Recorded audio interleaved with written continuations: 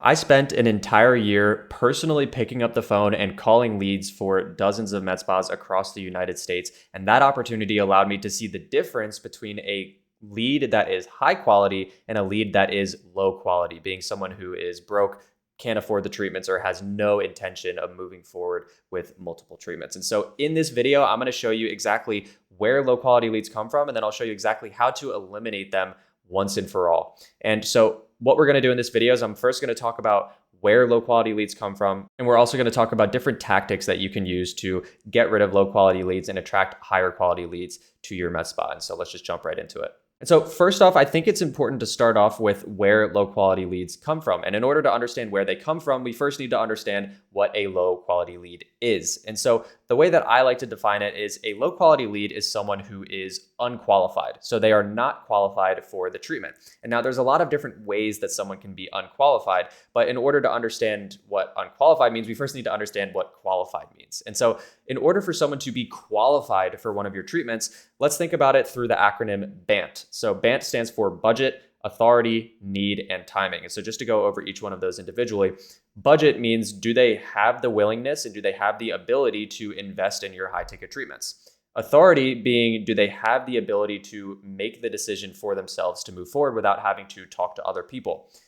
Need is, do they actually need the treatment, or do they have like a deep burning desire or a pain point that they're trying to solve with this treatment? And then timing being, do they need it now? And do they want to get it today rather than pushing this off for 3 months down the line? And so if we just reverse all of those things, the lowest possible quality lead that you could get is someone who does not have the money for the treatment and has terrible credit, so they can't do any financing. They need to talk to their spouse and they need to talk to 4 different friends before they can even make a decision for themselves. They don't badly need the treatment, but they see it as like a thing that would be nice to have. Like they don't really care that much, but like it would be cool if they could do it. And then it's also someone who's happy to wait around for several months or even potentially years before they actually get the treatment. And so in the flip side, the highest quality lead is just the opposite of that. And so it's someone who has the money or at least has good credit and is open to investing in themselves. They don't need to talk to anybody before they can choose to make a decision for themselves. They have a deep burning pain that motivates them to move forward. And they also feel a need to do this now, today, instead of later, because otherwise the problem's going to get worse, or maybe they have an event coming up soon. Therefore, with those definitions in place, low quality leads can come from lots of different places. But just to name a few of the places that they can come from, if you run a super cheapo offer, like let's just say an offer that's like $50 or $60 for a super heavily discounted treatment, you tend to attract the type of person who doesn't normally have the budget or the openness to investing in themselves. If you have absolutely zero friction in your process, that tends to lead to lower quality leads. And what I mean by friction is if all somebody has to do is submit their name, email, and phone number on a form in order to come in for an appointment, then that tends to lead to lower quality leads because anybody can get through. If you have zero qualification, and so what I mean by qualification is if someone isn't speaking with them over the phone, or if you're not asking them some questions before the appointment in order to make sure that they actually do qualify, if there's zero expectation setting going on, and so if you somehow are trying to convince somebody that just one treatment is going to solve all of their problems, and then by the time they show up to the consultation, you're trying to undo that belief and tell them, oh, wait, but actually it might take multiple treatments. As an example here, let's say that you have a very highly qualified patient, someone who has the budget, has the motivation to move forward. They don't need to talk to anybody and they want to do it today. But then for whatever reason, they start to believe, based on the ad that you're running, that they only need to get one treatment and then all of their problems are going to be solved. Well, even though that person meets all of the criteria of being a qualified lead, they can act low quality when they show up to you because they're going to be like, oh, well, I thought I just needed one treatment. I'm not open to investing in other treatments, even though they probably could have. If there's zero urgency to move forward, then you tend to get lower quality leads. Like if people are kind of just waffling around and they're like, I could do this today, I could do this tomorrow, it doesn't really matter. If there's zero pain, so if someone doesn't have like a deep, painful problem that they're trying to solve or a super deep desire that they're trying to fulfill, and then you tend to see this a lot with treatments that are nice to have. And so if you advertise something like a facial, for example, a lot of people see a facial as something that like you just do one time. It's a nice thing to do, but you don't need to like continue to get them all the time.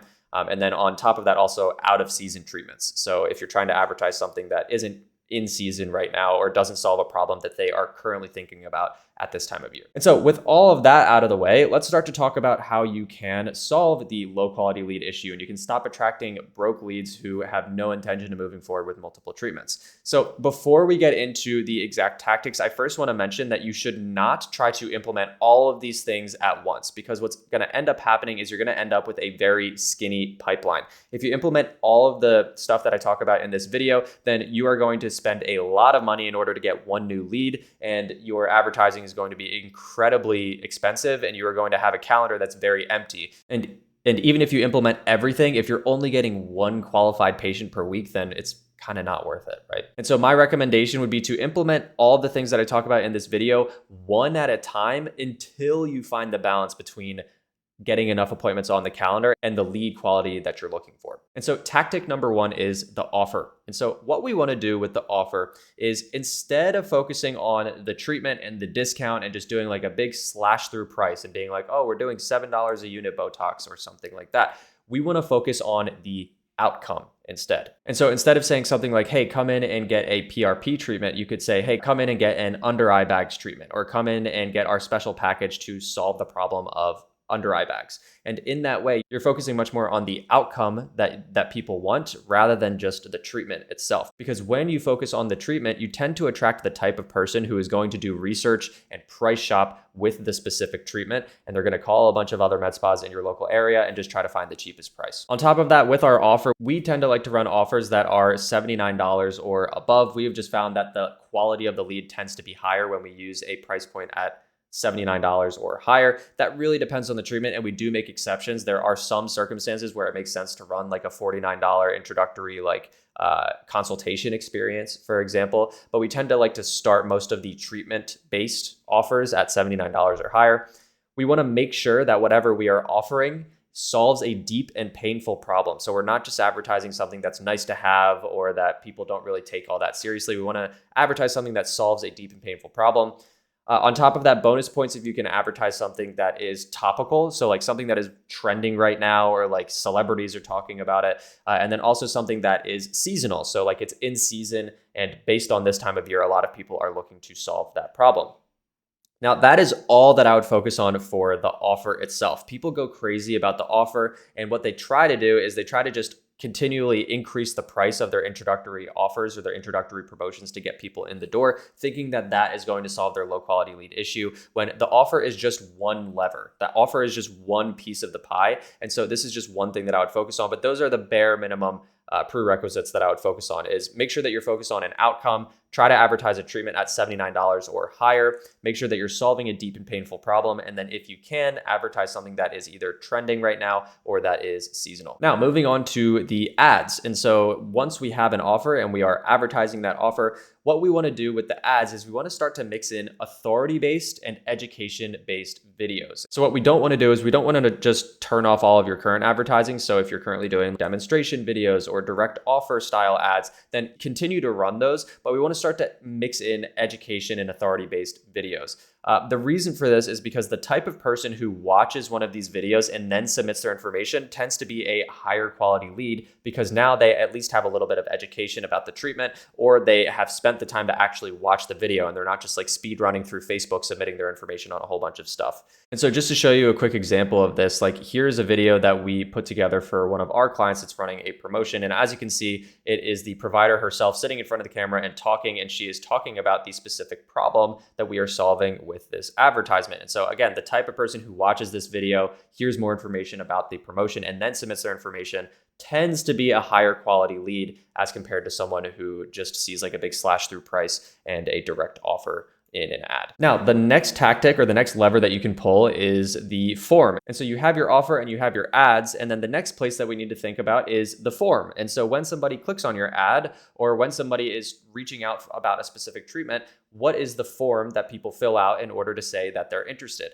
Now, most med spas will just ask people for their name, their email, and their phone number. And so if you want to increase your lead quality, what you can do is you can mix in some qualifying questions into the form as well. So my recommendation would be not to just add in a whole bunch of qualifying questions into a form, but add one at a time and see how it improves the quality of the lead that comes through. Now, when it comes to what questions to ask, you can map your questions to BANT. So what we talked about before, budget, authority, need, and timing. And so let me just show you a few examples that I wrote out here on this Google Doc. As an example, a budget question that you could ask is, hey, the average patient needs X amount of treatments. This promotion includes Y. If your esthetician recommends more treatments, are you open to investing in your long-term beauty goals? And then you could have like a multiple choice answer where someone says, yes, I'm open to it. Maybe I need to hear more information, or no, I'm only interested in the introductory promotion. Now, if you want, what you can do is you can just weed out and disqualify anyone who says, no, I'm only interested in the introductory promotion. Now, again, this really kind of depends on your goals. If you're just trying to fill up a calendar, then that might not be the best idea, but you can just immediately turn those people down if you're okay with having a higher lead cost. For authority, you could ask a question like, if you're a good candidate, are you comfortable making a treatment decision at your consultation? Now, honestly, I don't really put authority-based questions in our forms very often because it's kind of weird to ask like, are you going to need to talk to your spouse before you make a decision about the treatment? Like that's just a little bit intrusive and kind of strange. So we usually don't do those types of questions. The next one is need. So which concerns are you hoping to address? And then you could have like a drop down or a multiple choice or a multiple select type thing where people can click on whichever concerns resonate with them the most.